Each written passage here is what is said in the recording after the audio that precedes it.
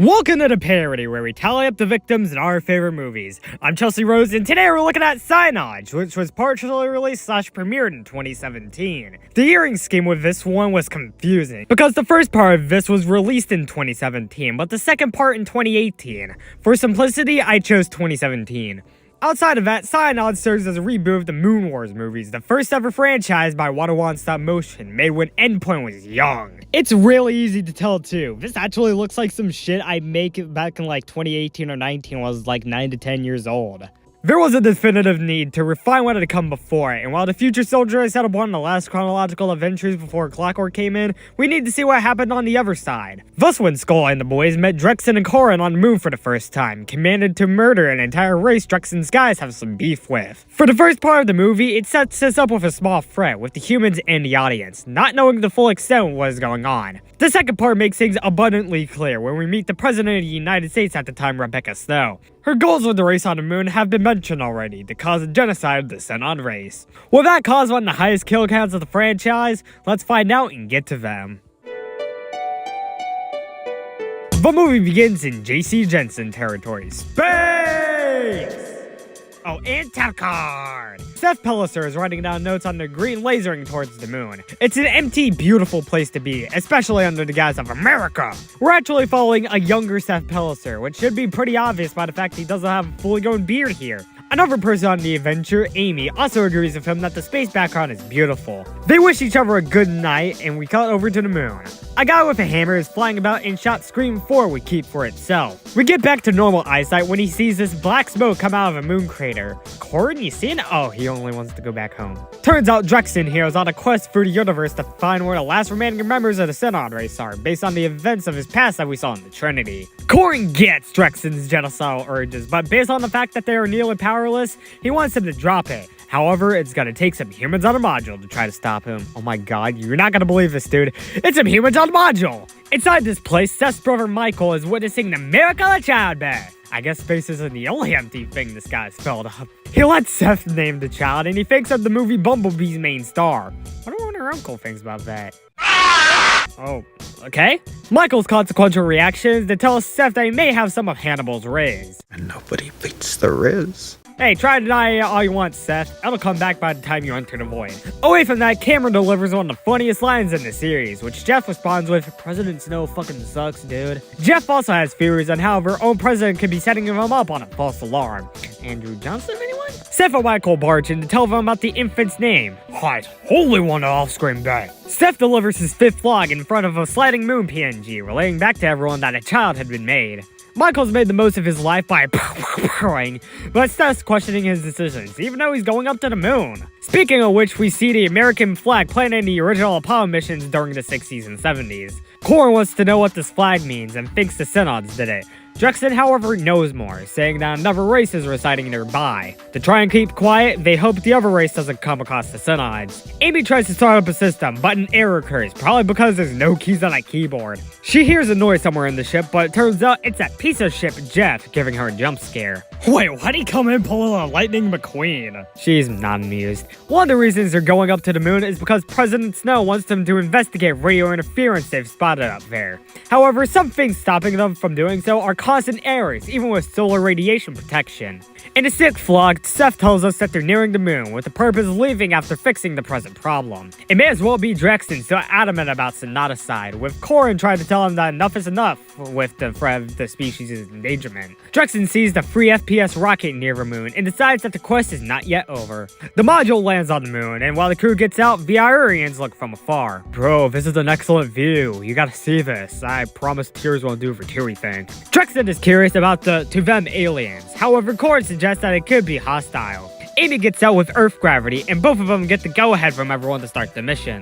Drexen and Corin decide to follow the humans as Seth makes his seventh vlog, stating that they're approaching the faulty towers. After the Crimson invasion, the government decided to build this base of towers on the moon. Because of the amount of electricity required, they had to use the energy from the mothership after they took it down. Back at the module, Cameron gets the chance to congratulate Michael on his new daughter. However, he takes that as an opportunity to go to Florida Wait, I'm sorry, aren't you guys the Terror Legion? Because if you're doing this with NASA partnership, you're already on that fucking coast, dude. Guess that's why they spelled it wrong in the text. Outside the module, though, they hear a strange noise that makes them go out of their lax poses. Since they trust each other, Michael relays the noises to Seth while he and Amy are still fixing the tower. He says he'll be there after they're done. Michael wants his systems checked, but Cameron decides he wants to go out for himself. Amy deduces that the towers are working just fine. And while Amy theorizes it could be the generator, it could also be the oh my god, it's actually the generator. It appears something has tampered with the generator, and there wasn't someone among them. Nope, as Cameron sees, it might have been one of these guys, or as we know them, Synods. Those sharp arm things may have been able to cause the rips in metal. Michael gets out very quickly, and Amy and Seth head back to the scene. None of them are responsible for Synod's inevitable death.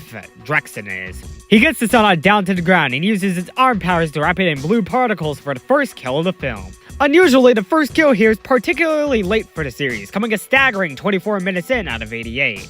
After that, Corin and Drexen start investigating the humans, and while Corin has probably certain plans, Drexen says to not worry about them, as to him, they're insignificant. Amy is pretty scared, but Seth has a plan. They come in peace, Drexen! No need for you and Corin to try and kill them. Corin doesn't buy all that much. We come back from part 1 inside a super secret base where the intercom calls for an agent named Jack Price. While Jack is in the background, this Agent 1 guy is telling him about the distress signal coming from the module. About them, Seth, Amy, and Michael are safe when he's not so frets.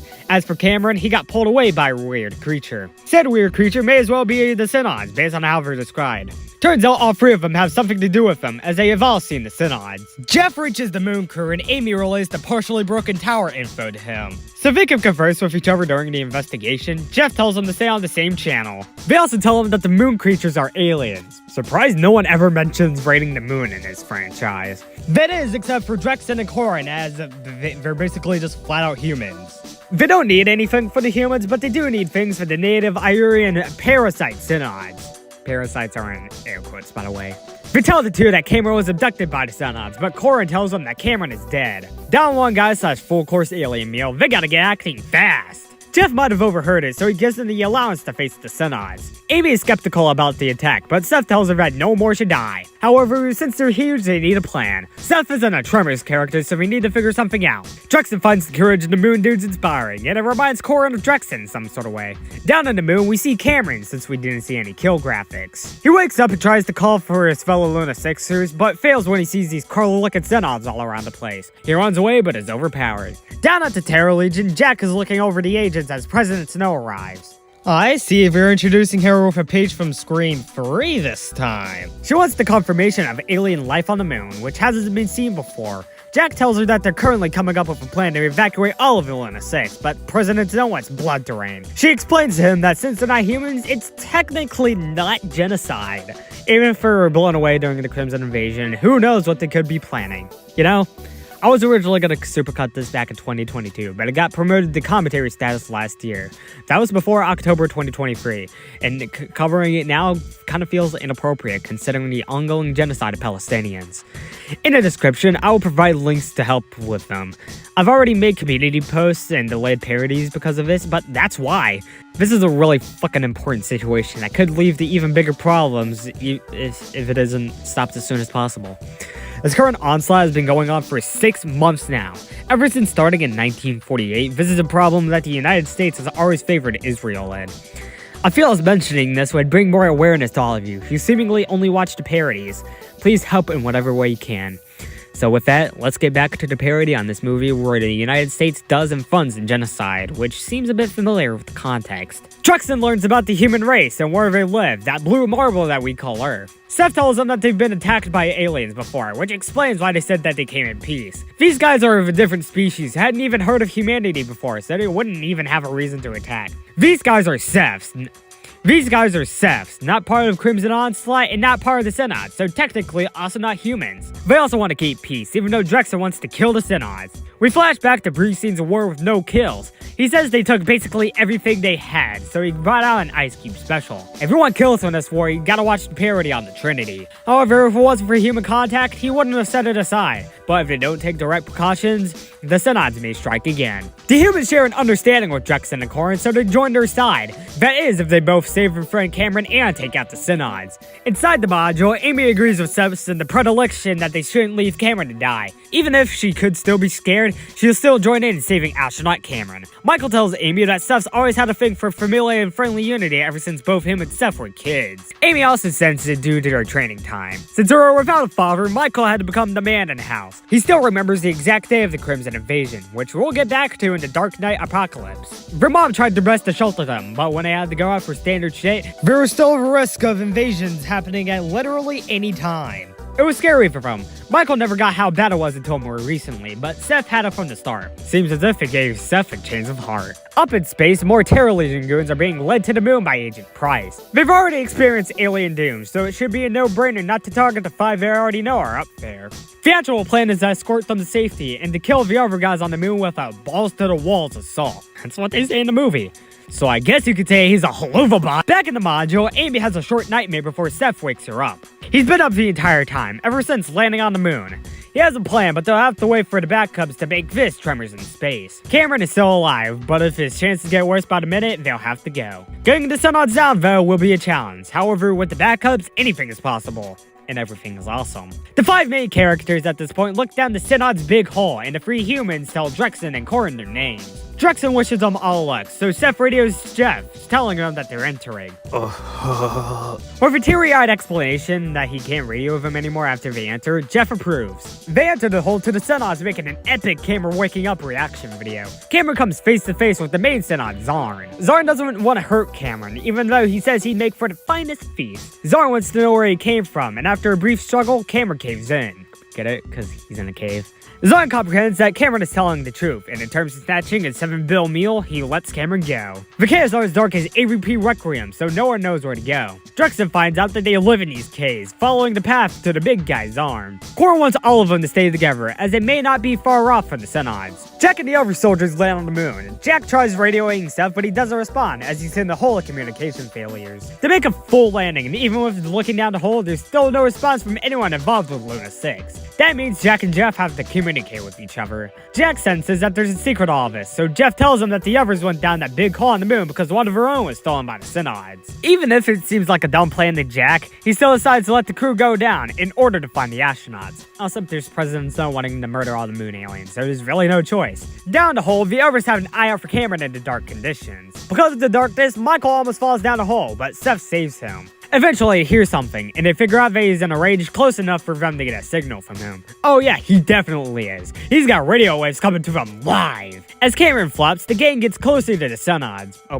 that's a noise. There's definitely Synods for it. Corin takes care of this Synod by ramming him in the cave ceiling. Let me tell you, these two are probably going to be responsible for the majority of the kills here before the others arrive. Back to Cameron, Zarn believes that he's lied to him, simply because Zarn can't detect the humans in Seth. With that, he calls in the Synods. Before he can get the jump on Cameron, he notices Drexen and Corin as if he were a geomodded albatross noticing Hatsune Miku. I can't see the end of the horizon! Hatsune Miku! The gang demands that Zarn let Cameron and that powerful staff go. They try to start shooting, but Zarn can't be taken out by lame gun kills. Because they don't have the methods to stop him, Zarn takes his staff into Cameron's body, adding him to the count for good. Let's start a war in the moon caves now. He was his staff versus Synods. Corin slays 3 Synods right off the bat before Seth enters the main battle. Drexen and Zarn get into a short scuffle before he starts getting him into a chokehold. Zarn wants to tell Drexen that his father killed his grandma, but Drexen is not Veruzer. Corin also tells the humans about Synod weak points. Head and back are easy ways to add them to the count. A giant quake then happens in the cave, during which Seth goes somewhere. Since he needs help, Michael tells Amy to.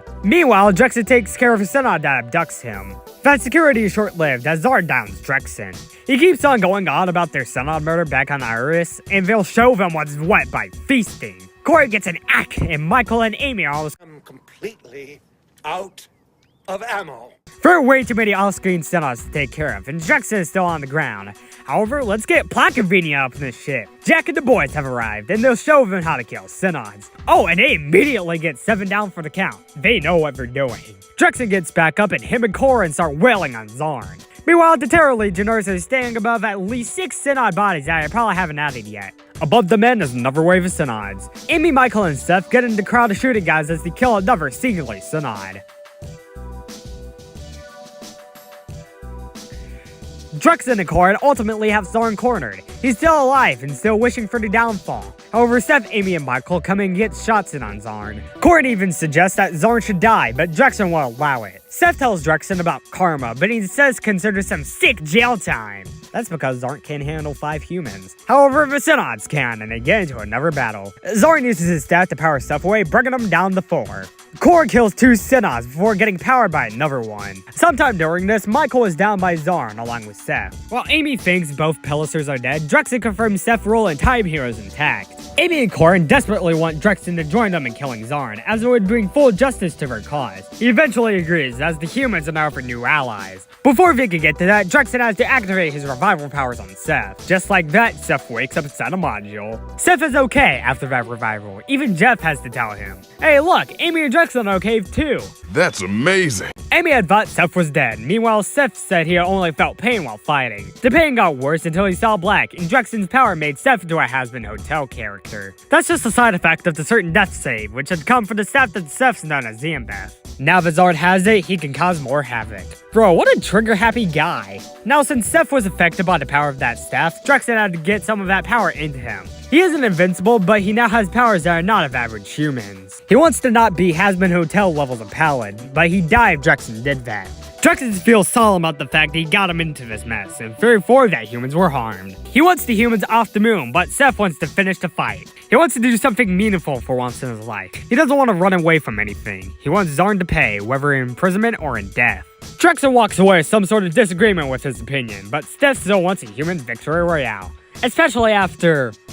oh, his brother is confirmed dead. Since he is one of the main characters, I'll add him to the count now. Jeff's opinion is that the genocide here is all the fault of President Snow. As if she didn't have that order, none of this would have happened. Sure, they could have run into Drexen and Cora, but outside of that, it would have been more normal. There's no way out of the situation she stuck them in, as it all went down when Cameron was kidnapped. While Seth was knocked out, something even worse was said. Whatever happens on the moon, stays on it. What kind of fucking bullshit is that? There's still people who saw it live. They could still tell people about it. Oh yeah, they could also make people traitors. That's also bullshit, President Snow. Oh, and the Terror Legion too. What the fuck are y'all doing? Her cover-up story is that construction is happening, but I'm pretty sure none of these guys have experience. President Snow, you're such a fucking inexperienced liar. Nice try, I guess. Anyways, Jack says that he likes how Seth looks now, saying that he looks like a skull. Therefore, his new name for the rest of the series was born. Anyways, while Seth was out, Jack got his dog tags back. While he doesn't also normally agree with the practice of genocide, he says they should start a war against the Synods. You see, that's what I kinda don't get. The characters in Foxhound Wiki call it genocide, even though the Synods have some sort of armed army. Under that, it'd be called a war, since the Synods have weapons to fight back with. If they don't have much of anything to fight back with, it'd be more correct to call it a genocide. Since they know what the Synods are capable of, they decide to go back against them. The movie ends with them going back to do just that. How many people died in the first Moon War? Let's find out and get to the number.